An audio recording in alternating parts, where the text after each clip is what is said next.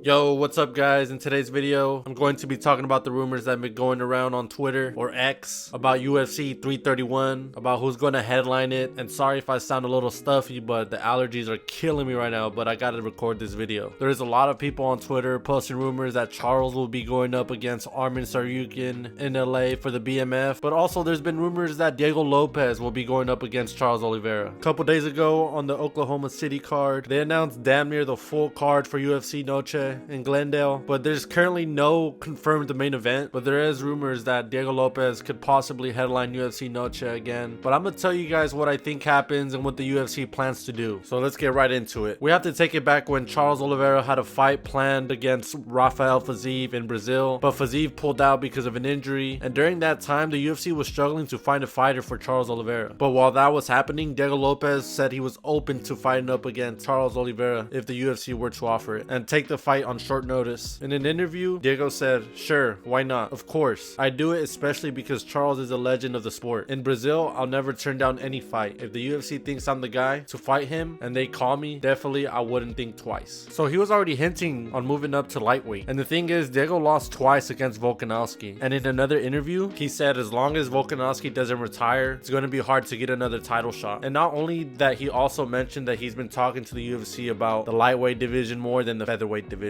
There has been a lot of fighters asking for a fight against Charles Oliveira for the BMF belt, but if it's anyone that deserves a chance, it's definitely Diego Lopez. And let me explain why. I'll say this: Diego Lopez is on a crazy run, and I'm not really talking about a winning streak, but throughout the cards that the UFC have put him in, starting off with UFC 300, he ends up going up against Sadiq Youssef and he knocks him out in the first round. And he was also in UFC 303, where Diego helped the UFC with being the co-main event on that card, and this was after Carlos Ulberg, Khalil Roundtree, Conor McGregor, and even Jamal Hill all pulled out of the card. But Diego ends up being the co-main event, and he was supposed to fight Brian Ortega, but on Friday morning Diego made weight at 146.5 pounds. But on fight day, Brian Ortega ended up pulling out of the fight because he felt sick. It was one of the craziest cards that the UFC have put on, but the UFC ended up contacting Dan Ige on fight day to see if he was open on fighting Diego Lopez, and he agreed. So Diego and Dan Ige ended up getting scheduled at 165 pounds catch weight. So Diego ended up having to reweigh, and he ended up at 161 pounds. So of course Diego saves the day and helps out the UFC to still fight after all that happened. And after defeating Dan Ige, Diego ends up fighting at the Sphere for UFC Noche, and he ends up getting rescheduled on fighting Brian Ortega again, and he manages to defeat Brian Ortega in a very impressive way. And the next year after that, he ends up headlining UFC Noche up against John Silva, and he ends up winning that fight in a crazy knockout. And then to top it all off, he ends up fighting Steve Garcia at the White House. And if we're being honest here, this is a fight where Diego Lopez had a lot to lose, because him fighting Steve Garcia doesn't do anything for him in the featherweight division. But I understand why he would take a fight like this, because it's at the White House. But what's crazy is that he weighed in 2 times on the same day to be a backup fighter for the main event for the White House if anything was to happen. So him doing all this is just good business with the UFC. And this is exactly what the UFC likes about fighters who are ready to fight whoever, whenever, and they reward fighters like that. But not only did Diego do all of that, but most importantly, he's a fan favorite and everybody loves him. And his fight against Steve Garcia, everyone at the White House was cheering for Diego Lopez and not Steve Garcia, which is crazy because he was representing USA that night. So it just goes to show how many people love Diego. And I think he's a contender for the BMF belt more than anyone else. I do think he's the definition of a BMF in the UFC. All of his fights are entertaining, but on UFC 326, we had Max Holloway defending his BMF belt against Charles Oliveira. And of course, we all know how this fight ended up going, because the BMF, we all know the reputation is just badass fight, and all of them just resulted in striking matches with somebody getting knocked out. But in this fight, it was completely different. Dana White openly criticized this fight because Charles Oliveira just grappled his way to a win, and there wasn't a lot of striking. But apparently Joe Rogan revealed that Dana White told him that the BMF fight between Charles and Max Holloway wasn't that good. So for him to say this is pretty crazy. So this is exactly why I think Diego Lopez is the perfect matchup for the BMF belt, is because he's dangerous with his striking and his submission threat. And with Diego being easy to work with in the UFC, and he accepts any fight, and this is exactly why the UFC will repay Diego Lopez with an opportunity to win and fight against Charles Oliveira for the BMF belt. I don't know how the people will feel about it once this gets announced, but I really hope this fight happens, because the rumors started a couple weeks ago with Diego Lopez posting a photo on his story, and it was him watching the Charles Oliveira fight against Arman Tsarukyan, and the caption was, "With eye emoji, so he was definitely hinting that his next opponent will be Charles or Armin. But this situation is weird because Armin has been on multiple interviews with him saying that he's open on having a rematch against Charles Oliveira, but Armin has been inactive when it comes to the UFC, and I just feel like the UFC just does not like him. We have to keep in mind his last fight was in October against Dan Hooker,